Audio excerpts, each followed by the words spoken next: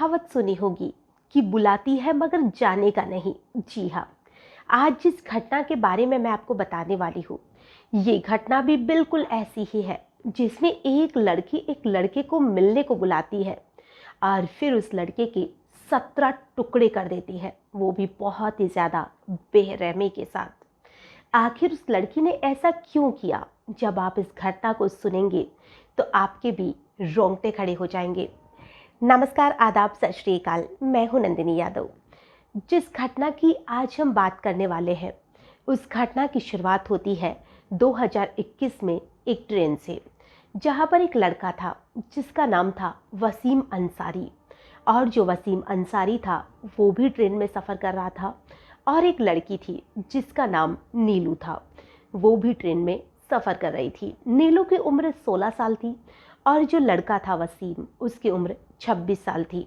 यानी दोनों की उम्र में लगभग 10 साल का फासला था।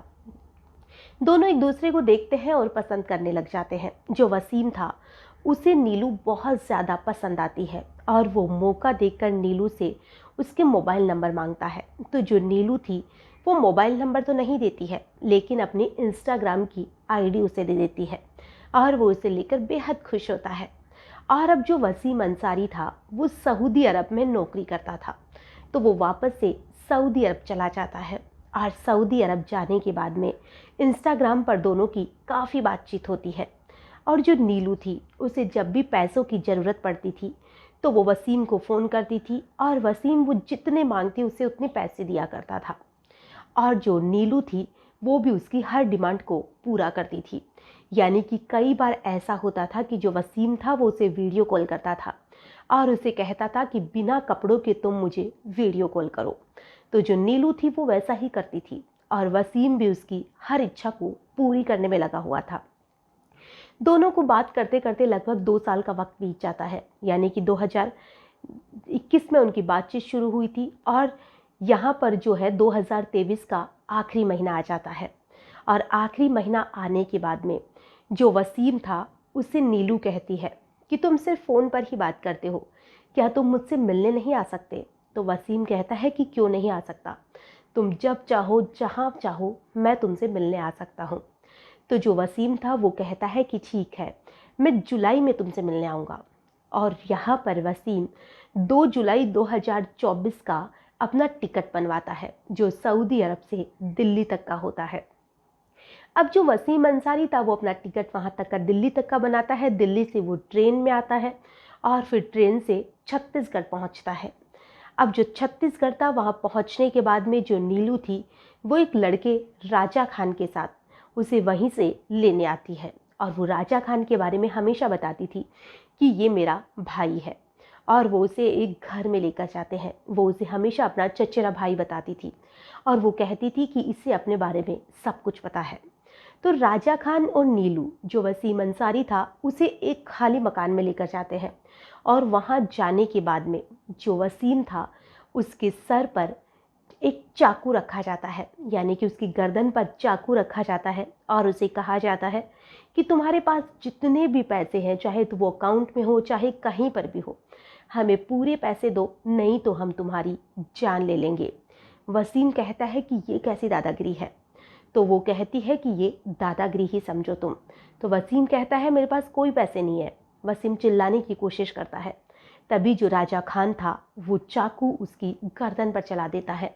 जो राजा खान था वो एक पेशेवर, उसे हम कह सकते हैं कि जो उसके घर में मटन वगैरह का, इन सारी चीज़ों का काम होता था, तो वो काटने में बहुत माहिर था। वो तुरंत ही वसीम का गला काट देता है और जो वसीम था उसको मार दिया जाता है, क्योंकि वो चिल्लाने की और पुलिस को बताने की धमकी दे रहा था। अब वो दोनों उसे काट तो देते हैं, उनका मकसद नहीं था कि वो उसे मारेंगे, उनका मकसद था कि पहले पैसे लेंगे फिर हम उसे मारेंगे। और जो राजा खान था वो नीलू का बॉयफ्रेंड था। दोनों एक दूसरे को बहुत पसंद करते थे, लेकिन जो नीलू थी वो वसीम से सिर्फ पैसे हटना चाहती थी। अब दोनों उसे मारते हैं और सोचते हैं कि अब इसकी लाश के टुकड़े कर दिए जाए। फिर वो उसकी लाश के 17 टुकड़े करते हैं और जो उसी का बैग था जो वो लेकर आया था उसमें कुछ टुकड़े डाले जाते हैं और बाकी टुकड़ों को फ्रिज में रख दिया जाता है।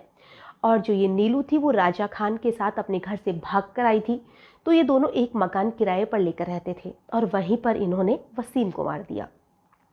अब जो वसीम के टुकड़े थे वो उसे फेंकने के लिए चले जाते हैं और वहाँ पर एक नदी थी, तो उन्हें लगता था कि हम उसमें उसके टुकड़े फेंक देंगे।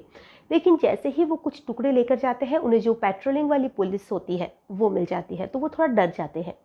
बाद में वो कुछ टुकड़े फेंकते हैं, लेकिन वो टुकड़े ढंग से नहीं फेंक पाते हैं, वापस आ जाते हैं। फिर उसके बाद में वो दूसरे दिन फिर जाते हैं, यानी कि जो वसीम था उसको 2 जुलाई को मारा गया था। अब उसके जो टुकड़े थे उसे फ्रिज में रखा जाता है और फिर वो 8 जुलाई को उसको टुकड़ों को लेकर फिर फेंकने जाते हैं। फिर वो कुछ जगह पर टुकड़े फेंकते हैं, जैसे कि श्रद्धा केस में किया गया था। अब यहाँ पर जो उसके टुकड़े थे वो फिर से 11 जुलाई को फेंक कर आते हैं और 11 जुलाई को जो टुकड़े थे वो एक जंगल के पास में फेंके जाते हैं। उन्हें उम्मीद थी कि ये पानी में बह जाएंगी, क्योंकि वहाँ पर एक नदी थी, लेकिन वो पानी में नहीं बहते हैं और जो टुकड़े थे वो सड़ने लग जाते हैं। आसपास से जो लोग गुजर रहे थे उन्हें बदबू आती है और वो आसपास के और लोगों को भी सूचना देते हैं। उन टुकड़ों को देखा जाता है और जहाँ पर वो टुकड़े फेंक कर आए थे वहाँ पर जो वो बैग था उस बैग को ही वो छोड़ कर आ जाते हैं। और जब उस बैग को खोला जाता है तो उसमें पुलिस भी अब तक पहुंच चुकी थी और उस बैग के अंदर से जो उसका आधार कार्ड था वो मिलता है, एयर टिकट मिलता है और साथ ही जो उसका पासपोर्ट था वो भी मिलता है, जिसके आधार पर पता चलता है कि जो वसीम था वो रांची का रहने वाला था, लेकिन वो सऊदी अरब में नौकरी करता था।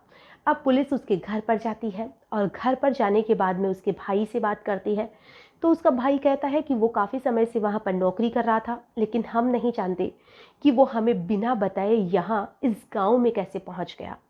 और जब वो वहाँ पर जो उसकी मोबाइल नंबर लिया जाता है, उसकी कॉल डिटेल निकलवाई जाती है, तो कॉल डिटेल के आधार पर उसके कुछ दोस्तों के नंबर निकलते हैं और उन दोस्तों से पूछताछ की जाती है कि जो ये वसीम था क्या वो किसी लड़की से बात करता था या किसी से भी बात करता था, क्योंकि वो घर वालों को बिना बताए किसी लड़की से मिलने ही इतनी दूर आ सकता है। अब कुछ लोगों ने बताया कि एक नीलू नाम की लड़की थी जिससे वो इंस्टाग्राम पर अक्सर बात किया करता था। अब जो उसके इंस्टाग्राम के अकाउंट वगैरह थे उसे खंगाले जाते हैं और उसमें जो नीलू थी उसकी जानकारी मिल जाती है। अब जो नीलू थी उसकी कॉल डिटेल के आधार पर नीलू के घर तक पहुंचा जाता है और जब नीलू के घर जाया जाता है तो वहाँ पर नीलू के घर वाले कहते हैं कि हमारा इस लड़की से कोई भी रिश्ता नहीं है, क्योंकि ये हमारे घर से किसी मुसलमान के लड़के के साथ भाग चुकी है, यानी कि घर वालों ने अब इसका रिश्ता खत्म हो चुका था। तो अब जो नीलू थी उसकी कॉल डिटेल तो निकलवाई जा ही चुकी थी, जिसमें राजा खान का नंबर भी आता है और जो राजा खान था और नीलू थी उसकी लोकेशन को ट्रेस किया जाता है और लोकेशन उनकी आती है उड़ीसा की, यानी कि वो उड़ीसा भाग गए थे।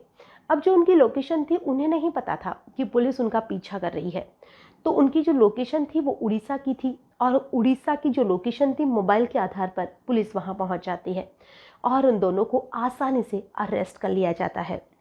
और जब उन्हें पूछा जाता है कि तुमने उसे क्यों मारा, तो वो दोनों कहते हैं कि हमें पैसे चाहिए थे। हमने हालांकि उसे 5-7 लाख रुपए इतने दिनों में ले भी लिए थे, लेकिन हमें लगता था कि इसकी जो सैलरी है वो काफ़ी ज़्यादा है और इससे हमें मोटी रकम मिल सकती है।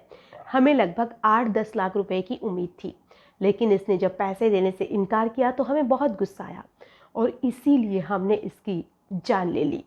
अब जो पुलिस है उन दोनों को अरेस्ट करती है और अब जो है कोर्ट में इनका केस चल रहा है। अब ये तो कोर्ट ही तय करेगा कि इन लोगों को क्या सज़ा दी जाती है, लेकिन यहाँ पर जो वसीम था वो बेवजह मारा जाता है।